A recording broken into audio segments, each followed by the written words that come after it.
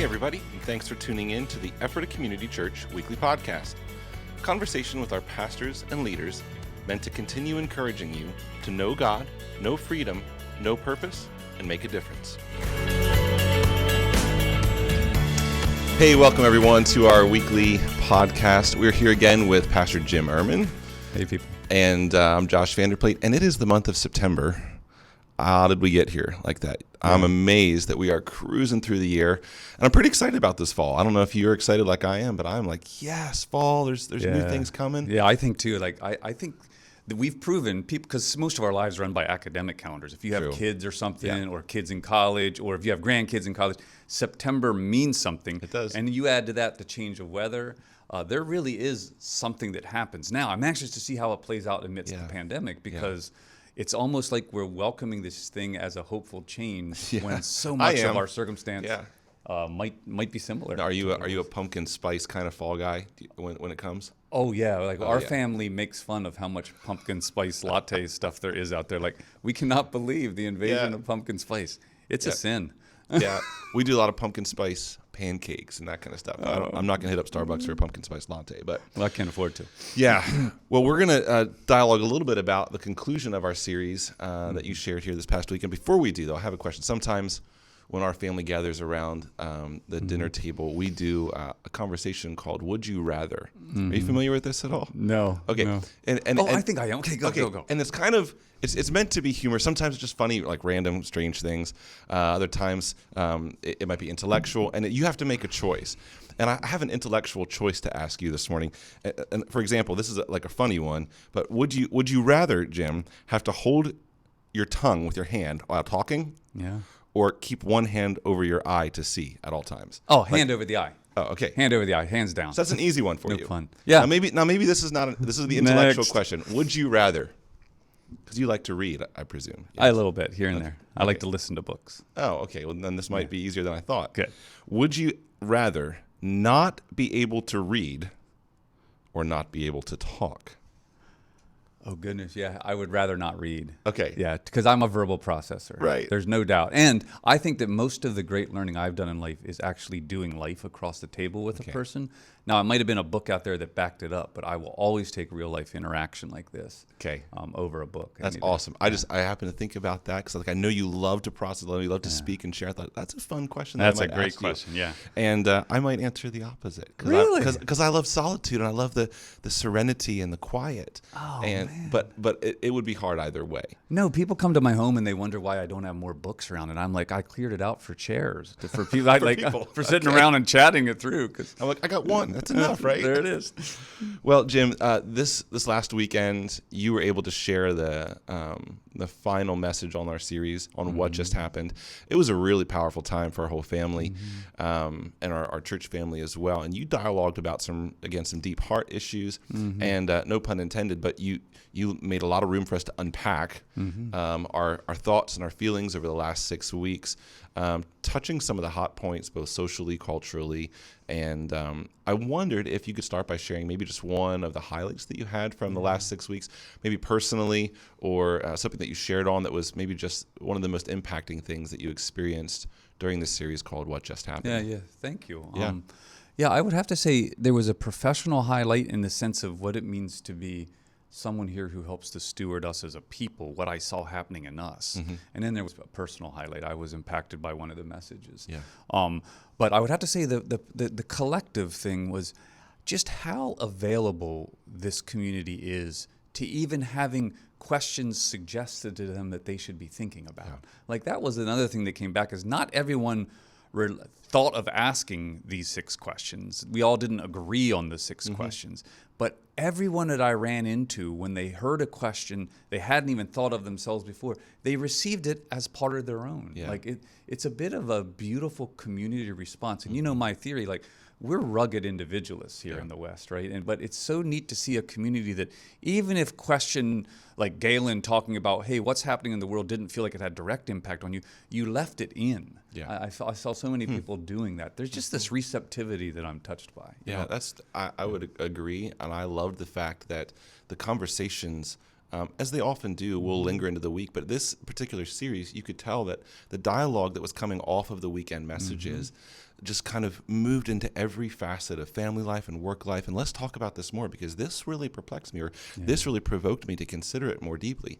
And you left us this past weekend with some action steps and some things to consider. You said, here's some homework for you guys to do. And I'm certain that many of our family has taken that to heart this week and are continuing that dialogue.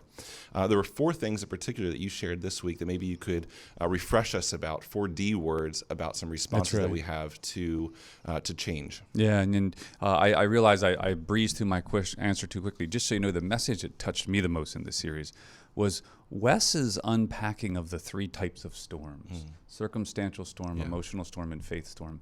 And I did the podcast with him last week, and I think I mentioned it then that I don't struggle with faith storm. I don't know what it is. There's just this undercurrent of trust in who God is.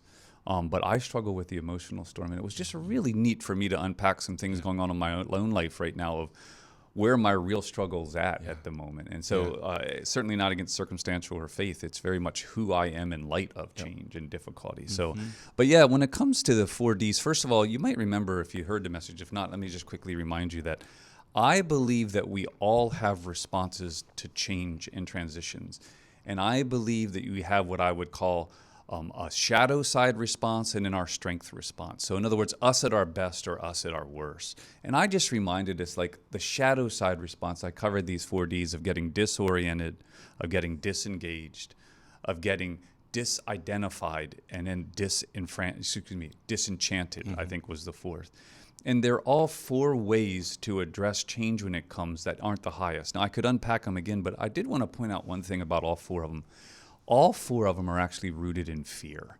In other words, if you get disoriented, if you get disenchanted or stuff, believe it or not, it may manifest as anger, but really it's actually concern and a bit of being knocked off your guard, which brings about a defensive reaction, which is ultimately based in a fight or flight response, right? And it's no small thing that the Bible says 365 times, do not fear. Because God must know that by being human, we're prone toward fear. And it's almost like he's like, I get that. I mean, over and over, it's like, do not fear because I am here. So it's an actual dignifying thing to say, you are going to have fear. Who you want to reference right now is going to decide what you do with that fear. And I think all 4 Ds in our weakest moments have that reference point of fear. Yeah. As I was processing that some, and Yolanda and I went home and talked about it some as well, I found it difficult to narrowly identify 1 D for me. Is that okay? I mean, that I was trying to find, like, if I could find the one thing that I am, then maybe I could work towards, overcoming that. But I felt like, well, maybe I touch a number of these things. Is that a wrong response? Is that like not a good way to perceive it? I mean, absolutely normal. Matter of fact, it's kind of like love languages where if my love language with someone like you is quality time, my love language in my family life is acts of service, the way my dad and mom and I interacted, right? So you learn that you have, depending on the context, one of these. So I could say this to you: if your kids question your fatherhoodness, you might actually have one of these, like disoriented, where disoriented isn't normally how you are when it comes to your vocational workplace. So the actual context can trigger a different response. So that's why it's hard to map you. So that's why I recommended, hey, go home with someone and talk about these 4 Ds in light of your relationship with them. I really appreciate that and that clarity, because that also helps to quickly identify the different fears that exist in those different arenas or those different spheres. Because I don't have the same fears. I don't walk in the same fears with my family, where maybe identity is really secure versus occupationally, where there might be, some fear of failure. So that really helps as you kind of. Can I throw one other thought into? I like to sometimes think, because we're here we are midweek, right? Spending time thinking on this, and so I get to hear back from people what they heard in the sermon or in the message. And number one thing I heard back was people, when I made the point about Moses probably being taken off the scene before he should have. First of all, it makes you relook at the picture like, hey, you know what? He's 120. His eyes are still good. His arm's still strong. How that disoriented Joshua. And Sure. then God's advice to him was, I need you to be strong and courageous. You are a leader. So just to deal with the disidentifying, like, am I a leader or not? And I was really, really surprised at how many of us were able to sit and go, wow, I didn't actually think that sometimes who God is and what he's doing disorients me. Yep. Right? Or causes me to disidentify because all of a sudden my Father God doesn't look like what I thought it was. Yeah, exactly. But that is such a beautiful invitation to encounter him in another way. So anyway, just a thought of what came back from our congregation. So. That's awesome. Yeah. So speaking of that encounter with Father God and the changes that he will bring into our lives, you did make a statement. You said significant change rarely makes complete sense when it first comes our way.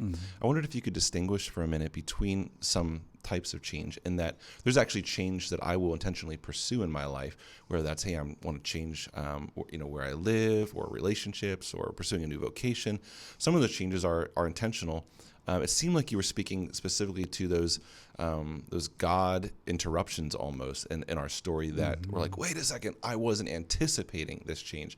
Is there a distinction between the two, and does that impact our response? Yeah, first of all, it's a great delineation is to know that sometimes we go after change proactively. Other times it hits us and then we have to react to it, like the pandemic. None of us sat and plotted out 2020 having this dynamic, did we? So I do think that it's a great delineation to know that, hey, sometimes we pursue change.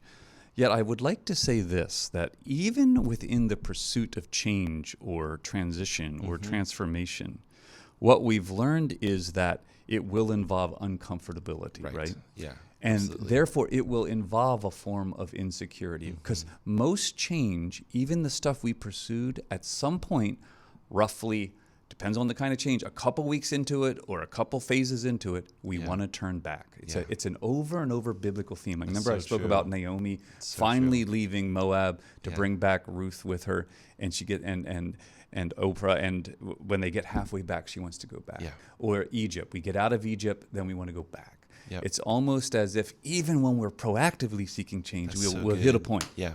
And went back. Yeah, right? and that I can totally agree with right now. Even our family's in this big, massive change. And of course we know where we're going. Of course, and there's not going to be turning back. But there are still moments where you're like, oh, wait a second, was this crazy? You know, right. and it hits you. And then I am prone to even one of those four responses when the change that you are pursuing, because in our heart we plan our course, yet the Lord's directing our steps. And we're like, wait a second, why did it take us this way to get to the point that I thought he said we were going to? Yeah, and my prayer for you in that is, may you and Yolanda not hit that point at the exact same moment, right? That's right. Isn't it beautiful that we can, I invite low points in my life or in Rachel's life or in my kids' life. My simple prayer is never let them all hit at once, or that is a bad day. Man, that's the word of the day for sure. That's awesome. Yeah. One other thought here that maybe you could share. So many of the things that you shared this weekend had opportunity for some introspection of, search my heart, Lord. I want to understand who I am and how I relate to you. And toward the conclusion of your message, you shared a statement that might have been the most difficult for me to be willing to say yes to. And you even commented, you said some of your personalities are going to struggle with this phrase, and it was, you'd better be prepared to keep one suitcase packed. That's right. Which to me was an invitation to you, to us, to surrender to timing, direction, the order, and the orchestration of the Lord's will. And I found myself saying, but I'm uncomfortable with that. That pushes against like my desire to finally be stable or planted or rooted in a way that there's not going to be any more shaking. So share a little bit, maybe just as an encouragement to those that are listening, even to, you might have been saying like, okay, I get that's a reality, but my heart wants to say yes to that. But that's going to require a new level of surrender. That's right, yeah. I think at its very core, I share that statement. And if you remember, I had the imagery of a suitcase on the stage, and I'm just pointing it to it going, hey, there's those of us who know that a suitcase always has to be packed. And the imagery there is theological for me, which means the Bible makes it clear you are sojourners and aliens, right? Now, it also makes it clear in Jeremiah 29 that pray for the peace of the city you've been carried away to, marry your children off there, plant your gardens there. So the Bible has this constant tension, right, that we are journeying somewhere. It begins in a garden, it ends in a city, right? But they are both governed by God. And the time in between is this peculiar thing of finding a kind of place to be, while at the same time realizing we're in a place that isn't actually our home. Right? And so I think that's what I mean by, let's remember that theologically at their core, we are a people that should be the most available people to change should our God need us to do something. Right. Because of our trust in the fact that even if we can't see what he's doing next, he has a people who would believe him. And so I think it's almost an act of worship to keep a suitcase packed, right? I love that. Because it's almost, I call it, in theology, I call this the pneumatological dare. Pneumatology is the study of the Spirit. The Spirit is constantly daring us to be who we were meant to be on this planet, which requires a packed suitcase. Now, I don't think that's anything against personality types or even me, who's not so much a settler personality, a bit more of a pioneer. That's not a commentary so much on our personalities as much as in a broad theology of the way God set it up is like, you are a sojourner here, hoping that he can use you however he needs to use you when he does. Hence the packed suitcase. Yeah. Suddenly, as you were sharing about that as an act of worship, it reminded me of the phrase we use around here all the time, which is, I don't have to, I get to. Yeah. And that invitation is, I don't have to keep one suitcase packed. I get to keep one suitcase packed to make my heart, to make my life available to be poured out before the Lord, wherever, however, whenever he would lead me. And that does change your perspective quite a bit. That's right. Right. Here. Well, as we're wrapping up here this week, Jim, we've finished this series. We're moving on to some new things this fall, but is there one or two things that you might encourage us with? Here's another action step, or even just to reiterate the 2 homework assignments that you invited us to engage in. Thanks. Yeah, I think the first thing I'd reiterate is David's psalmist prayer, where he says, Lord, you know our frame and it's like dust. In one Psalm 139 in particular, it is as much David reflecting on, Lord, how good you are to us when even we're at our best, we're almost not enough for what the world needs at this moment. So there's a part of me that wants to use a phrase that's called, that just simply says, be gentle with yourself.